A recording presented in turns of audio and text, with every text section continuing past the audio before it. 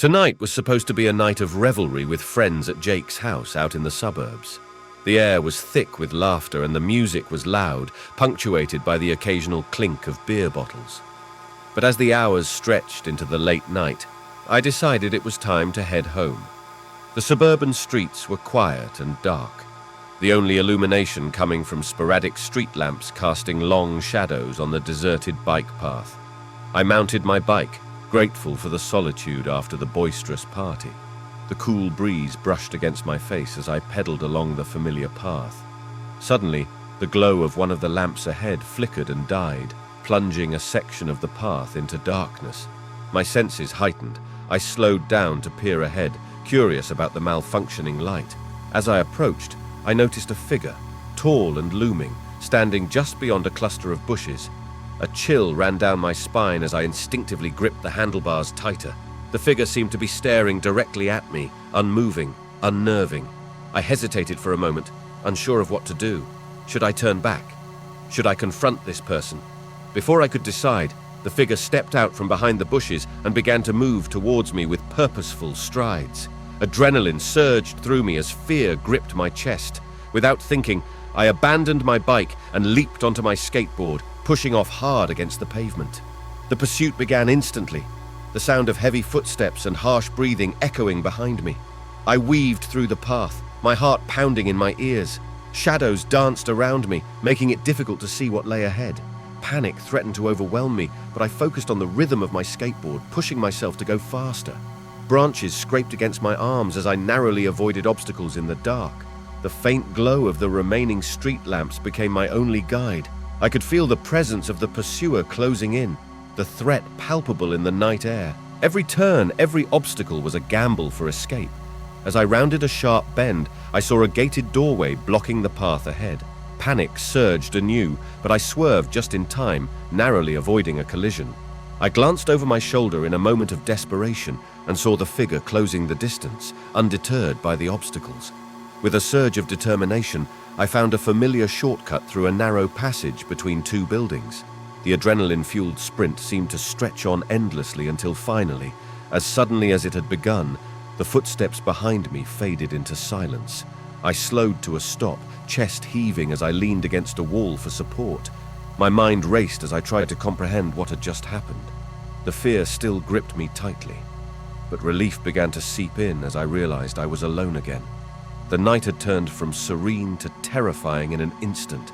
Shaking, I pushed myself away from the wall and resumed my journey home, each pedal stroke a reminder of the close call. I couldn't shake the feeling of being watched, of the danger lurking just out of sight. The suburbs that had felt so peaceful earlier now seemed cloaked in shadows and uncertainty.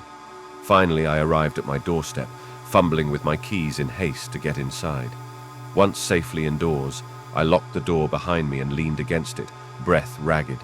My hands trembled as I ran them through my hair, trying to steady myself. The encounter on that dark bike path would haunt me for nights to come. Who was that man? Why had he been watching me? Questions swirled in my mind, unanswered and unsettling. I knew one thing for certain. I wouldn't be taking that bike path alone at night again anytime soon. The following day dawned with a dull haze of unease that clung to me like a second skin. I tried to shake off the events of last night as I went about my routine, but the memory of the mysterious figure on the bike path refused to fade. At breakfast, I struggled to eat, the knot in my stomach tightening with each passing minute. My friends at the party, unaware of what transpired, chatted animatedly about the previous night's antics. I forced a smile and nodded along, but my mind was elsewhere. The morning dragged on, each hour stretching into eternity as I replayed the chilling encounter in my mind. Who was he? What did he want? The questions echoed relentlessly, but I had no answers. As afternoon approached, I decided to confide in my closest friend, Alex. We had grown up together in this suburb, sharing everything from childhood secrets to teenage adventures. Surely Alex would know how to make sense of this. I found Alex at our usual spot in the park, under the shade of an old oak tree. They looked up with a smile as I approached, but their expression quickly shifted to concern when they saw my face. "Hey, what's wrong?" Alex asked, setting aside their sketchbook. I took a deep breath, trying to find the right words. "Last night, On my way home, something happened. I recounted the eerie encounter on the bike path, describing the flickering street lamp, the looming figure, and the frantic chase that ensued. Alex listened intently, their brow furrowing deeper with each detail. "That's terrifying," Alex finally said, their voice hushed. "I know, I can't stop thinking about it," I admitted, relief flooding through me as I finally shared my ordeal. "Did you see his face? Could you recognize him?" Alex asked, concern etched on their features. "No, it was too dark. He was just there," I replied, frustration tinged in my voice. Alex fell silent, lost in thought. "We should tell someone, maybe the police." I shook my head. "I don't even know if it's worth reporting. What if they think I imagined it?" Alex nodded slowly, understanding my hesitation. "We could ask around, see if anyone else has seen anything strange on that path lately." "Yeah, maybe," I murmured, grateful for Alex's support. The rest of the day passed in a blur of uncertainty. I avoided the bike path, opting for longer routes that felt safer in daylight. Yet, the shadows of last night's encounter lingered, casting a pall over my thoughts. That night, sleep eluded me. Every creak of the house settling, every rustle of leaves outside my window set my heart racing. I tossed and turned, haunted by the memory of the chase. As dawn approached, I finally succumbed to exhaustion, drifting into a fitful sleep, tinged with nightmares of dark figures and echoing footsteps. Days turned into a week, but the unease from that fateful night lingered like a stubborn stain. I couldn't shake the feeling of being watched, of danger lurking just beyond my peripheral vision. Each time I passed by the bike path, my heart quickened, scanning the shadows for any sign of the mysterious man. Alex and I had quietly asked around, discreetly probing if anyone else had encountered something unusual on the path.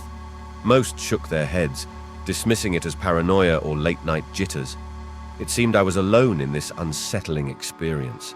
One afternoon, as I mulled over the events in my room, a thought struck me. Perhaps there were security cameras along the path that could have captured something. It was a long shot, but it was worth a try. I grabbed my phone and dialed the local community center. After explaining my situation to the receptionist, I was transferred to the maintenance office. A gruff voice answered after a few rings. "Hello, this is Sam. How can I help you?" "Hi, Sam. My name is Max. I live nearby and I was wondering if there are any security cameras along the bike path that runs through the park." There was a pause on the other end, followed by a sigh. "Yeah, we got a couple cameras installed there a while back. Why do you ask?" "I had a strange encounter on the path recently," I replied carefully, trying to gauge his reaction. "What kind of encounter?" Sam's voice turned curious. I hesitated, unsure of how much to reveal. "It was late at night. I saw someone suspicious. I was wondering if the cameras might have caught something." Sam seemed to consider this for a moment. "Look, I'm not supposed to give out footage without a good reason, but if you think it's serious, you can come by tomorrow afternoon. I'll see what I can pull up." Relief flooded through me. "Thank you, Sam. I appreciate it." The next day, Alex accompanied me to the community center. We met Sam, a weathered man with a kind face, who led us to the small security office tucked away in the back. Rows of monitors lined the walls, displaying various views of the park and its surroundings. Sam pulled up the footage from the night of the incident, fast-forwarding through hours of mundane scenes. A couple walking their dog, a group of teens biking past, until he stopped at a timestamp close to the time of my encounter. "There," Sam pointed to the screen. "This is the section where the street lamp went out." We watched intently as the footage played. The street lamp flickered and died, casting a brief darkness over the path. Then a figure emerged from behind the bushes, a tall silhouette against the dimly lit background. My heart raced as I recognized the scene unfolding before me. The figure stood still for a moment, then began to move towards the camera. Panic gripped me again, reliving the chase in my mind. But as the figure approached, the camera angle shifted slightly, obscuring its face in shadows. Sam rewound the footage, adjusting the brightness and zooming in, but it was futile. The person remained indistinguishable, a dark outline against the night. "I'm sorry," Sam finally said, turning to me with a sympathetic look. "I can't make out who that is. They stayed in the shadows the whole time." I nodded slowly, disappointment settling in. "Thank you, Sam, for checking." As we left the community center, Alex placed a reassuring hand on my shoulder. At least we tried. Maybe it was just a one-time thing. But deep down, I knew better.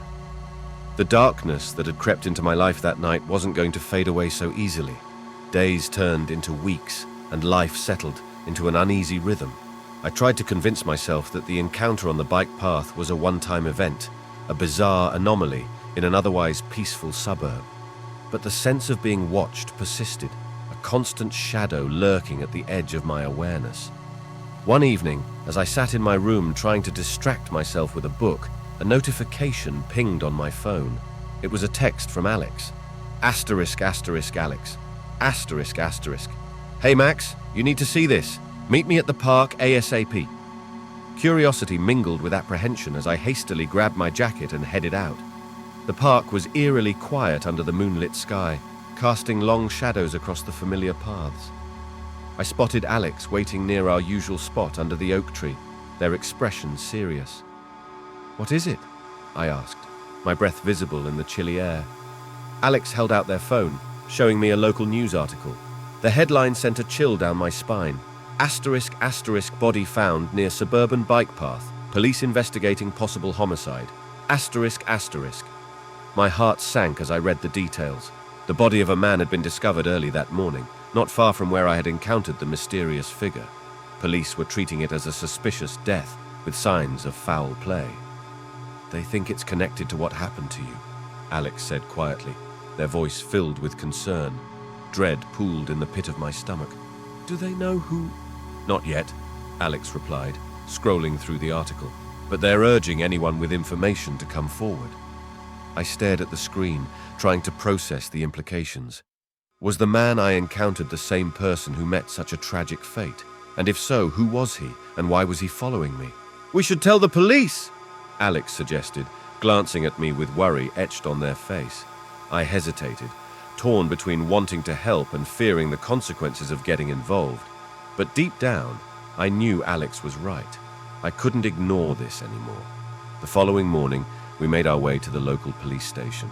The building was quiet and imposing, its walls adorned with posters urging community vigilance and cooperation. Inside, we were directed to a detective named Detective Ramirez. She was a middle-aged woman with a no-nonsense demeanor, her eyes sharp and observant as she listened to our account. "You say you encountered a suspicious individual on the night of the incident?" Detective Ramirez asked, her voice measured. I nodded, recounting the details of that chilling night, the flickering street lamp, the looming figure, and the frantic chase through the park. "And you believe this could be connected to the body found near the bike path?" Detective Ramirez clarified, taking notes as we spoke. "It's possible," I replied, my voice barely above a whisper. I didn't see his face, but there was something off about him. Detective Ramirez nodded thoughtfully. "Thank you for coming forward. This information could be crucial to our investigation." As we left the police station, a weight lifted off my shoulders. I had done the right thing, despite the fear and uncertainty, but the realization that I might have unwittingly stumbled into something far more sinister than I had imagined gnawed at me.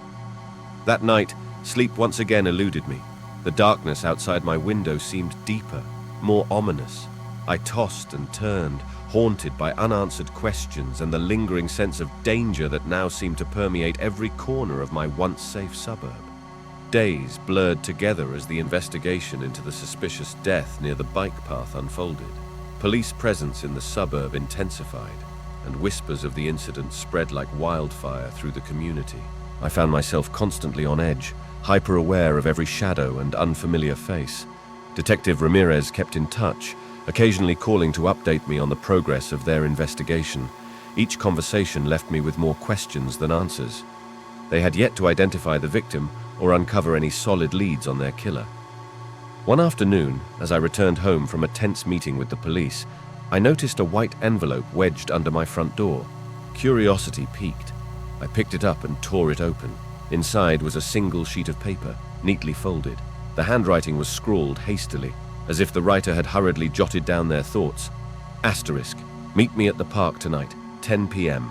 Come alone. Asterisk. No signature, no clue as to who had left the note. Dread settled in the pit of my stomach, but curiosity drove me forward. I had to know if this was a trap, a desperate plea for help, or something else entirely. That evening, I slipped out of the house, careful not to alert anyone to my departure. The park was eerily quiet under the cloak of darkness, the moonlight casting long, twisted shadows across the deserted paths. I made my way to our usual spot under the oak tree, heart pounding in anticipation. No one was in sight. Anxiety gnawed at me, but just as I turned to leave, a figure emerged from the shadows. It was Alex, their face etched with concern. Relief flooded through me as I rushed forward to meet them. "What are you doing here?" I asked in a hushed voice, glancing nervously around. "I got your text." "What's going on?" Alex replied, their eyes scanning the park warily. "I didn't send you a text," I replied, confusion knitting my brows. Alex frowned, pulling out their phone to show me the message. Sure enough, it was a text from my number, instructing them to meet at the park tonight. "That's strange," I murmured, my mind racing with possibilities. Before we could discuss further, a rustling in the bushes nearby caught our attention. We froze, hearts racing as we strained to see through the darkness. A shadowy figure emerged slowly, hands held up in a gesture of surrender. It was Sam from the community center, his weathered face etched with worry. "I'm sorry to startle you," Sam said quickly, his voice urgent, "but I think I know who was following you that night." My pulse quickened as Sam approached, his eyes darting nervously around the park. He glanced at Alex and me, gauging our reactions before continuing. "I work with the security cameras at the community center," Sam began, his voice low. "I didn't see everything, but I saw enough." He recounted how he had reviewed the footage from the night of my encounter, hoping to find any clue that could help the police. What he discovered sent a chill down my spine. "The man who was following you," Sam said, his voice trembling slightly. "He's been seen on the cameras before, always watching, always lurking in the shadows." "Who is he?" Alex asked, their voice barely above a whisper. Sam hesitated, swallowing hard. "His name is Mark Johnson. He used to work at the community center, but he was let go a few months ago. Ever since then, he's been different." "What do you mean different?" I pressed, my voice tight with unease. "He became obsessed with the park, with watching people," Sam explained, his eyes haunted. "I thought it was just paranoia, but now I'm not so sure." Fear gripped me as I processed Sam's words. Mark Johnson, a name to the faceless figure that had haunted my nightmares. But why was he following me? What did he want? Before we could delve deeper, the sound of approaching footsteps made us startle. Detective Ramirez emerged from the shadows, her presence commanding. "Max, Alex," she greeted briskly, her eyes flicking between us and Sam. "What are you doing out here?" Sam quickly relayed what he had told us, his hands trembling slightly as he spoke. Detective Ramirez listened intently, her expression unreadable. "We've been looking for Mark Johnson," she said finally, her voice grave. "But we haven't been able to locate him yet. He's gone off the grid." A chill settled over us, the weight of the revelation sinking in. Mark Johnson, a man with a troubled past and a dangerous obsession, now at large in our quiet suburb. "We need to find him before he strikes again," Detective Ramirez said firmly, her gaze unwavering. As we stood in the park, surrounded by shadows and uncertainty, one thing became clear. The mystery that had started on that dark bike path was far from over. The revelation about Mark Johnson sent a chill through the already tense atmosphere. Detective Ramirez wasted no time mobilizing resources to locate him, emphasizing the urgency of bringing him in for questioning. "Stay vigilant," Detective Ramirez warned us before leaving the park. "If you see or hear anything suspicious, call me immediately." With that, she disappeared into the night, leaving Alex, Sam, and me standing under the oak tree, our minds reeling with the implications of what we had learned. "We need to help find him," Alex said firmly, breaking the silence that had settled over us. Sam nodded in agreement. "I'll keep an eye on the security cameras at the community center. If I see anything, let us know," I finished, determination hardening my voice. The following days were filled with a heightened sense of alertness. Every shadow seemed to hold a potential threat, every stranger a possible suspect. Detective Ramirez kept in touch, updating us on the progress of the investigation. "We're following up on leads," she assured us during one phone call. "But he's elusive. We need more." Meanwhile, life continued with an undercurrent of unease. The community buzzed with speculation about the mysterious death near the bike path and the manhunt for Mark Johnson. Fear lingered in the air, a palpable tension that refused to dissipate. One evening, as I returned home from a nerve-wracking day of classes, a text message lit up my phone screen. It was from an unknown number. Asterisk. Meet me at the park. Midnight. Asterisk. My heart skipped a beat as I read the message. Was it Mark Johnson reaching out, or someone else with information? Despite the risk, I knew I had to go. I slipped out of the house quietly, careful not to wake my family.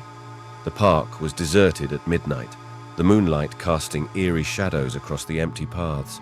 I made my way to the oak tree, heart pounding in my chest. A figure emerged from the shadows, and this time, it wasn't Mark Johnson. It was Sarah, a neighbor who lived a few streets away. Relief flooded through me as I recognized her familiar face. "Sarah, what are you doing here?"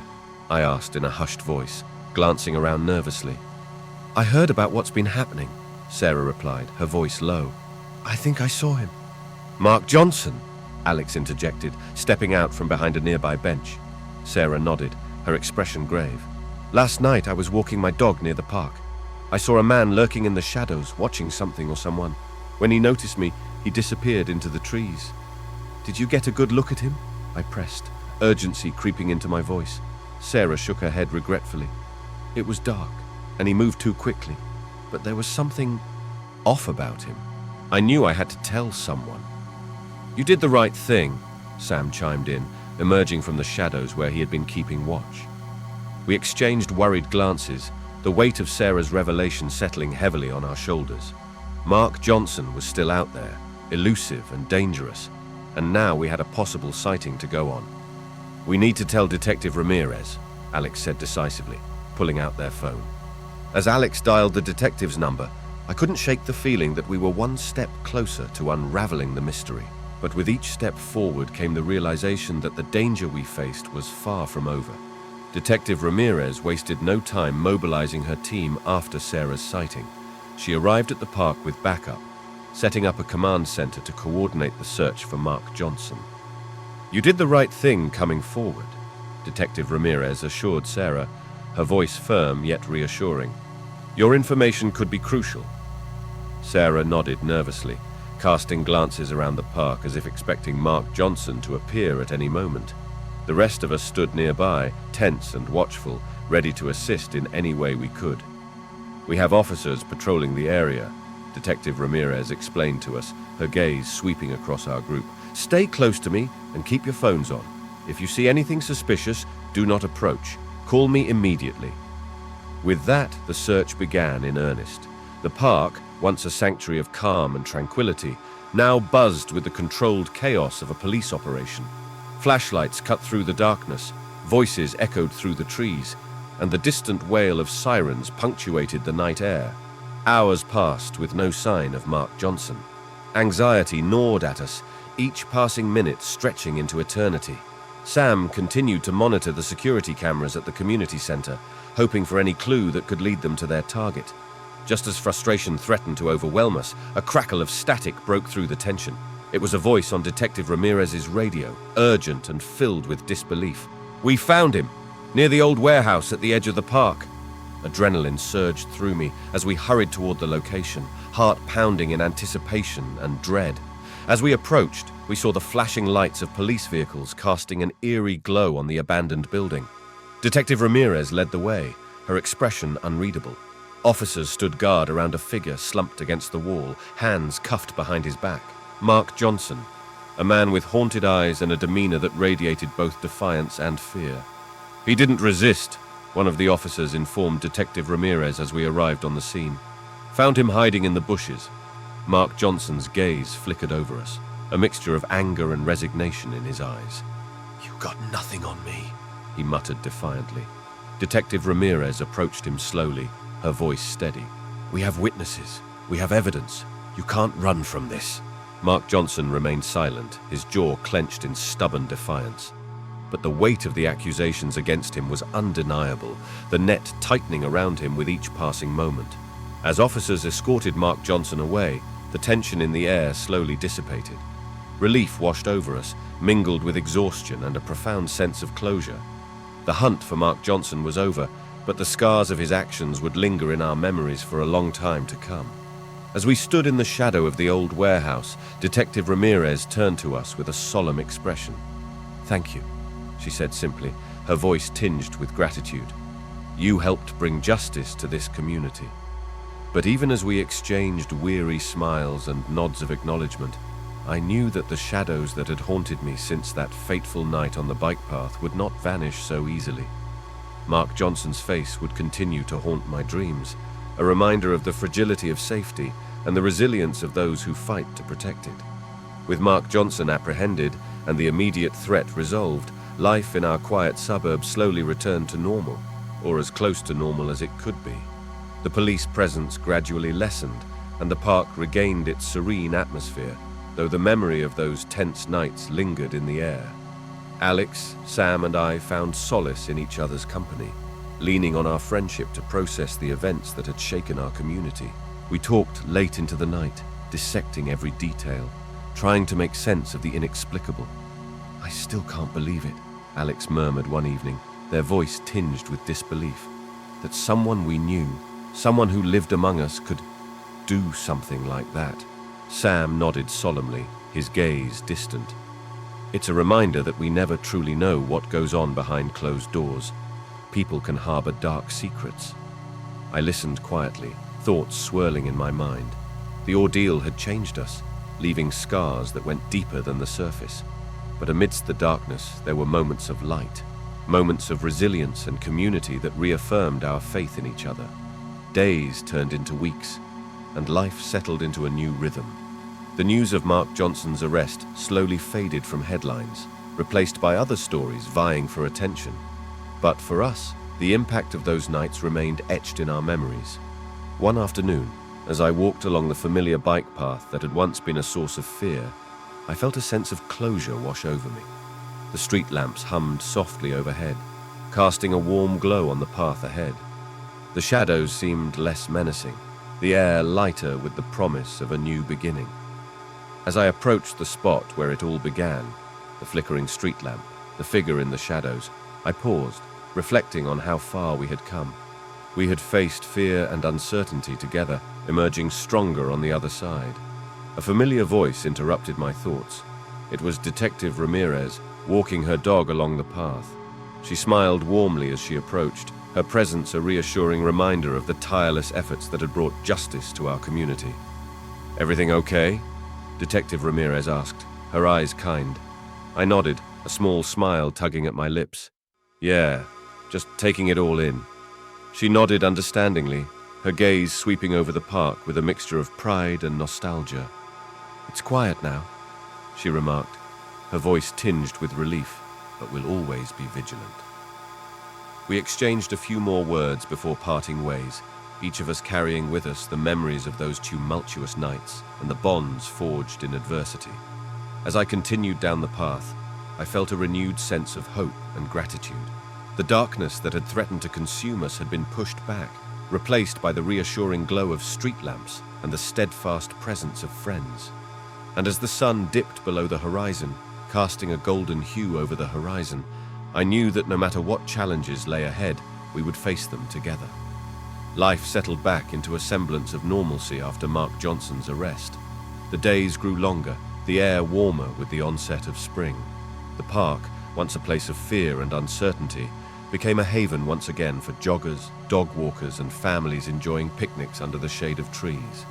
Alex, Sam, and I continued to lean on each other for support, finding comfort in our shared experience and the unspoken bond forged in the face of danger. Our conversation shifted from fear and suspicion to plans for the future, college applications, summer jobs, dreams of traveling the world. "It's like a weight has been lifted," Alex remarked one afternoon as we lounged on the grass near the pond. "I feel like we can finally breathe again."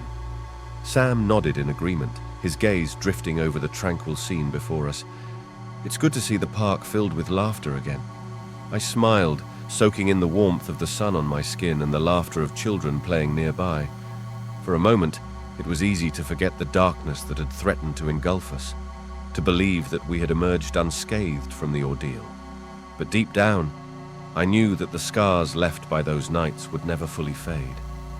They were a reminder of the fragility of safety and the unpredictability of life. And yet they were also a testament to the resilience of the human spirit and the strength found in unity. As the weeks passed, Detective Ramirez kept in touch, updating us on the progress of Mark Johnson's trial. The legal process was slow and painstaking, but each step brought us closer to justice for the victim and closure for our community. One evening, as I sat at my desk studying for exams, a familiar email notification popped up on my screen. It was from Detective Ramirez, a brief message with an attachment. Asterisk. The trial verdict came in today. Mark Johnson has been convicted of murder and sentenced to life imprisonment without parole. Asterisk relief flooded through me as I read the words, a weight lifting from my shoulders. Justice had been served, and Mark Johnson would never again pose a threat to our community. I shared the news with Alex and Sam, who echoed my sentiments of relief and closure. We exchanged quiet words of gratitude for the dedication and perseverance of the police and legal teams who had worked tirelessly to bring Mark Johnson to justice. That night, as I lay in bed staring at the ceiling, I felt a sense of peace settle over me. The chapter of fear and uncertainty that had begun on that dark bike path was finally coming to a close. And while the memory of those nights would always linger in the back of my mind, I knew that I had emerged stronger, with a deeper appreciation for the bonds of friendship and the resilience of the human spirit. As sleep finally claimed me, I found myself looking forward to the future with hope and determination. The road ahead was uncertain, but I knew that as long as we faced it together, we would overcome whatever challenges lay in store. Months had passed since Mark Johnson's trial, and life in our suburb had returned to a sense of normalcy. The fear and tension that once gripped our community had gradually faded into the background, replaced by the rhythms of everyday life. One afternoon, as I walked home from school, a letter caught my eye in the mailbox. It was addressed to me in a formal, official-looking envelope. Curiosity piqued. I hurried inside and tore it open. Inside was a letter from Detective Ramirez, requesting my presence at the police station. A chill ran down my spine as I read the brief message. What could Detective Ramirez want with me now, months after Mark Johnson's conviction? That evening, I found myself sitting in the familiar interrogation room at the police station.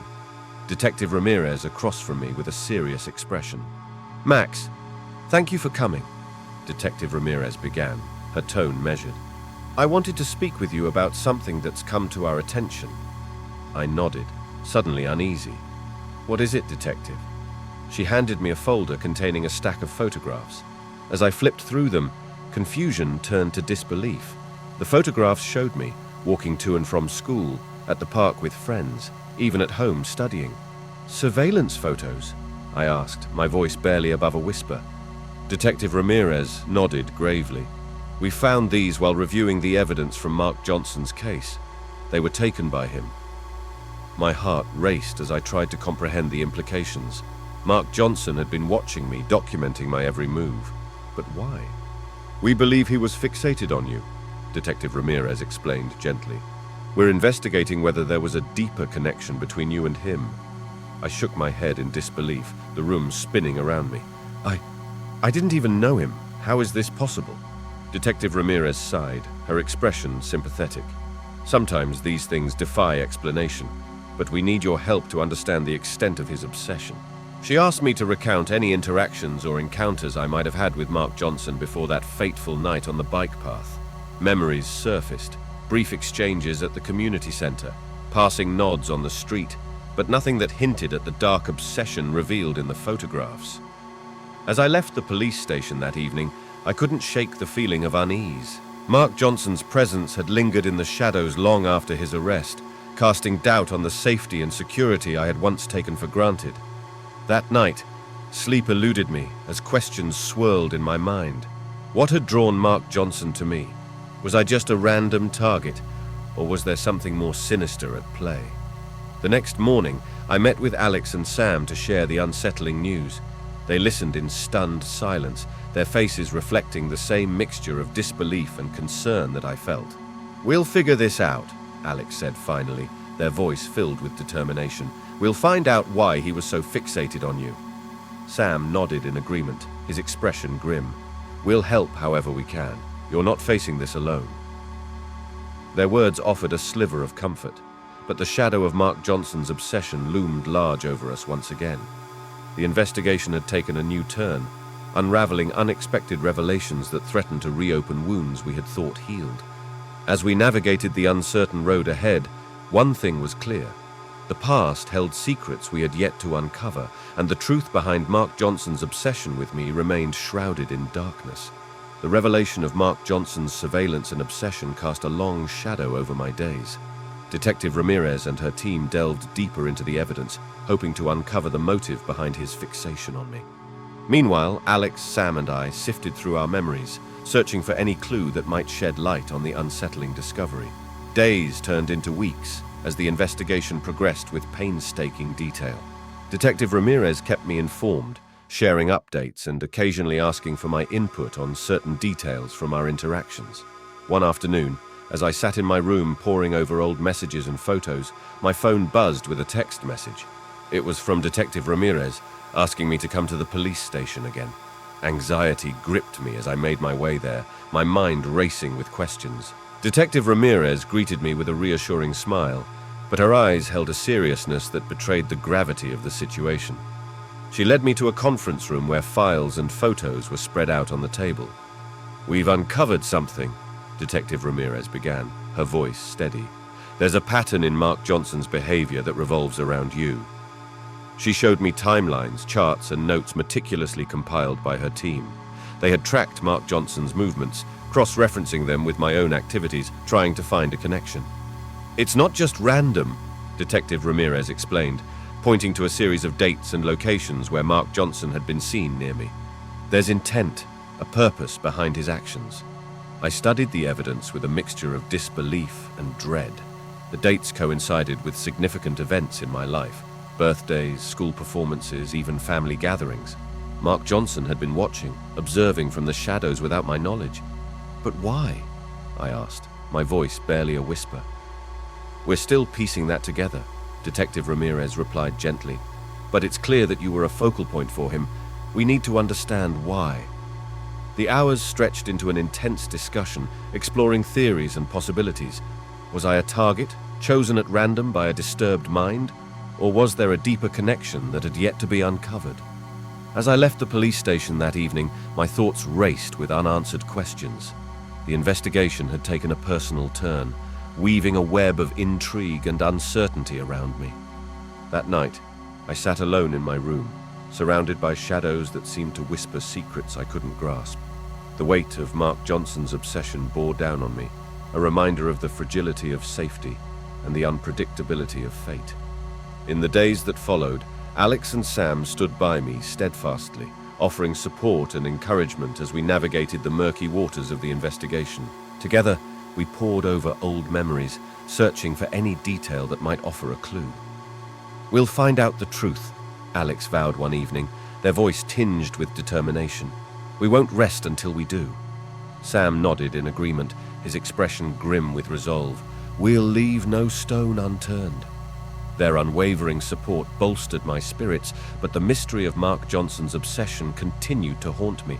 Each piece of evidence uncovered, each conversation with Detective Ramirez brought us closer to the truth, but also raised new questions.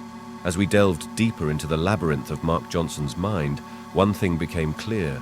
The answers we sought lay buried beneath layers of deception and darkness, waiting to be unearthed. Weeks had passed since Detective Ramirez shared the disturbing details of Mark Johnson's surveillance and obsession. The investigation had intensified, uncovering new leads and raising more questions than answers. Alex, Sam, and I continued to support each other as we navigated the murky waters of uncertainty. One afternoon, as I walked home from school, a familiar figure approached me. It was Sarah, the neighbor who had first alerted us to Mark Johnson's suspicious behavior near the park. "Hey," Sarah greeted me, her expression serious. "I think I found something that might help." Curiosity piqued. I followed Sarah to her house, where she led me to a small study cluttered with books and files. She pulled out a worn journal and handed it to me. "I found this hidden in Mark Johnson's old apartment," Sarah explained quietly. "It seems to be his journal." I flipped through the pages, my heart pounding in anticipation. The entries were cryptic, filled with fragmented thoughts and disjointed observations. But amidst the chaos, a pattern emerged, a pattern that centered around me. "He mentions you," Sarah pointed out, her voice trembling slightly. "There are dates and times that coincide with when he was watching you." As I read through the entries, a chill ran down my spine. Mark Johnson's words painted a haunting portrait of obsession and fixation, detailing moments that I had believed were innocuous, a passing glance, a casual conversation that had taken on a sinister significance in his mind. "We need to show this to Detective Ramirez," Sarah urged, her eyes wide with urgency. I nodded, my mind racing with the implications of what we had discovered. This journal could hold the key to unraveling the mystery of Mark Johnson's obsession, shedding light on the dark corners of his mind that had remained hidden for so long. That evening, we met with Detective Ramirez at the police station, presenting her with the journal and explaining how Sarah had come across it. Detective Ramirez listened intently, her brow furrowed in concentration as she flipped through the pages. "This is significant," Detective Ramirez murmured, her voice barely above a whisper. "It provides insight into his thought process, his motives." She promised to analyze the journal thoroughly, extracting any pertinent information that could aid in the investigation. As we left the police station that night, a glimmer of hope flickered in my chest, a hope that we were finally closing in on the truth. Days turned into weeks as Detective Ramirez and her team meticulously pieced together the puzzle presented by the journal. The investigation took on a renewed intensity, fueled by the newfound revelations and the determination to bring closure to the lingering questions that had plagued our community. One afternoon, I received a call from Detective Ramirez. Her voice was filled with a mix of relief and grim determination. "We've made a breakthrough," she said quietly. "Meet me at the station. There's something you need to see." I hurried to the police station, my pulse quickening with anticipation. Detective Ramirez led me to a conference room where files and photographs were spread out on the table once again. "We've connected the dots," Detective Ramirez explained, her voice steady despite the gravity of her words. "There's more to Mark Johnson's obsession than we initially thought." She showed me a timeline, meticulously mapped out with dates and locations. The pieces of the puzzle began to click into place, revealing a chilling truth that sent shivers down my spine. "Mark Johnson's fixation on you wasn't random," Detective Ramirez continued, her gaze steady. "There's a connection between your family and his past, a connection that he believed justified his actions." My mind reeled as I tried to process the implications of Detective Ramirez's words. The truth had been hidden in plain sight, buried beneath layers of deception and darkness. "We're still unraveling the details," Detective Ramirez assured me, her voice a lifeline in the midst of uncertainty. "But we're closer to understanding why." As I left the police station that evening, a weight lifted from my shoulders. The revelation brought a sense of closure, a glimmer of understanding in the face of inexplicable events. But amidst the relief, questions lingered. Questions about the past, about the choices that had led us to this point, and about the road ahead. The journey to uncover the truth had brought us to the brink of discovery, but the shadows of Mark Johnson's obsession continued to cast a long shadow over our lives. The revelation from Mark Johnson's journal had opened a new chapter in the investigation, one that delved into the intertwined pasts of our families. Detective Ramirez and her team worked tirelessly, combing through old records, interviewing witnesses, and piecing together fragments of a puzzle that spanned decades. Days turned into weeks as the investigation progressed, each piece of evidence bringing us closer to the truth.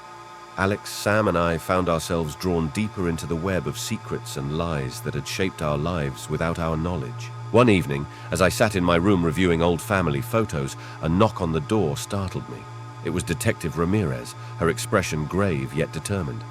"We've uncovered something," Detective Ramirez began without preamble, stepping into the room.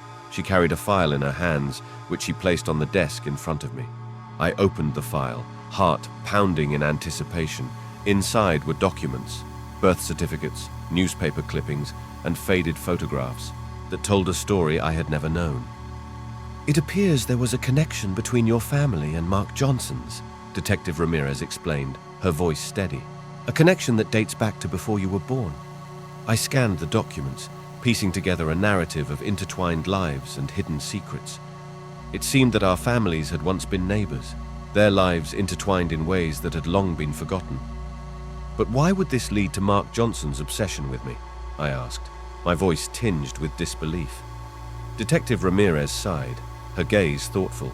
"We're still trying to piece that together, but it's clear that there's a history here that we weren't aware of."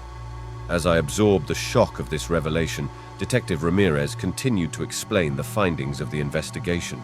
Connections between our families had soured over the years, buried beneath layers of misunderstandings and resentments. "We believe Mark Johnson saw you as a symbol," Detective Ramirez continued, her words carefully chosen. "A symbol of what he perceived as an injustice that needed to be addressed." The weight of Detective Ramirez's words settled over me, a realization dawning that the events of recent months were rooted in a history that had been buried in the past. Mark Johnson's obsession had been fueled by a belief in righting perceived wrongs, a belief that had spiraled into darkness. "We're close to understanding his motives," Detective Ramirez assured me, her voice a beacon of reassurance in the midst of uncertainty. "But there are still pieces of the puzzle missing." As Detective Ramirez left my room that evening, I found myself grappling with the enormity of what had been revealed. The past had collided with the present in ways I had never imagined, reshaping my understanding of who I was and where I came from. In the days that followed, Alex and Sam stood by me unwaveringly, offering support and companionship as we navigated the aftermath of the revelations. Together, we delved deeper into our shared history, seeking answers to questions that had long gone unanswered. "We'll figure this out," Alex vowed one evening, their voice filled with determination. "We'll uncover the truth, no matter what." Sam nodded in agreement, his expression resolute. "We won't let this define us. We'll find justice." Their words echoed in my mind as I stared out at the starlit sky, contemplating the road ahead. The journey to unravel the mysteries of the past had brought us to the brink of understanding, but the shadows of Mark Johnson's obsession continued to cast a long shadow over our lives. Months had passed since the unsettling revelations surrounding Mark Johnson's obsession. The investigation had concluded with findings that shed light on his motives, yet the aftermath continued to reverberate through our community. Detective Ramirez had shared the final report with me one afternoon in her office. The findings were both reassuring and chilling. Mark Johnson's actions stemmed from a misguided belief in rectifying perceived injustices that had haunted him for years. His fixation on me had been a tragic culmination of unresolved grievances and misplaced vengeance. As I walked through the familiar streets of our suburb, the weight of the past seemed to lift with each step. The shadows that had once loomed large over my life were beginning to fade, replaced by a renewed sense of security and closure. Alex and Sam had remained steadfast allies throughout the ordeal, their support anchoring me in moments of doubt and uncertainty. Together, we had navigated the complexities of Mark Johnson's obsession, unraveling the threads of his past while forging a deeper bond forged in adversity. "We made it through," Alex remarked one evening, their voice filled with relief. Sam nodded in agreement, a small smile playing on his lips. "And we're stronger for it." Their words echoed the sentiments that had carried us through the darkest moments of the journey. The scars left by Mark Johnson's obsession had healed, leaving behind a resilience forged in the crucible of adversity. As I stood at the edge of the park where it had all begun, I felt a sense of closure wash over me. The memories of fear and uncertainty were tempered by the knowledge that justice had been served and the truth had prevailed. Life had returned to a semblance of normalcy, yet the lessons learned from the ordeal remained etched in our hearts. The bonds of friendship had deepened, strengthened by the shared experience of confronting the shadows that had threatened to engulf us. In the quiet moments of reflection, I found solace in the knowledge that the past no longer held sway over our lives. Mark Johnson's obsession had been a chapter in our story, a chapter marked by turmoil and tribulation, but one that ultimately led to growth and resilience. As I looked towards the future, a sense of hope bloomed in my chest. The scars of the past had faded, replaced by the promise of new beginnings and the enduring strength of friendship. And as the sun dipped below the horizon, casting a warm glow over the park, I knew that we had emerged from the shadows stronger than before.